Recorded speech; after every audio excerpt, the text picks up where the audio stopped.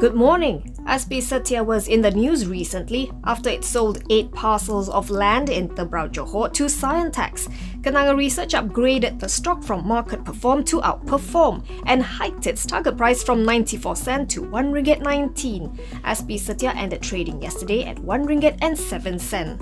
According to Kenanga, it is positive on the 518 million ringgit deal as it will contribute to the builder's earnings for FY22 and beyond. The research house likes the fact that SP Satya is monetizing its land bank in Johor, which has been a challenging market, freeing up cash for its other development projects. The impact on its gearing in FY22 would be minimal though, lowering it marginally to 0.63 times from 0.65 times once the disposal materializes.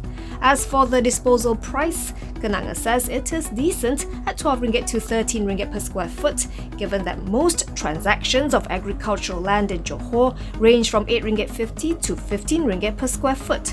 Now the sale will be concluded in phases, assuming the first phase is completed by the first quarter of 2022. The research house says the developer's core net profit could rise by 24% for the fiscal year to 509 million ringgit. Contribution from the subsequent 2 phases will be recognized in FY23 to 24, during which prospects should improve for the group's local and foreign property markets.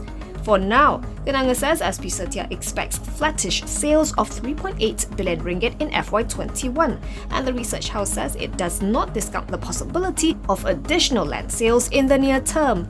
The group has unbilled sales of 10 billion ringgit, which should spell 2 years of earnings visibility, providing some buffer during this challenging period. Meanwhile, the group's FY21 to 22 performance will be driven by steady recognitions from ongoing projects and unbilled sales, as well as more significant contributions from Battersea. So what's the consensus? According to Bursa Marketplace, analysts are split on the counter with 8 buys, 6 holds and 2 sells. Average target price 1 ringgit and 9 cent, just barely 2% higher than the stock's last close of 1 ringgit 7 cent.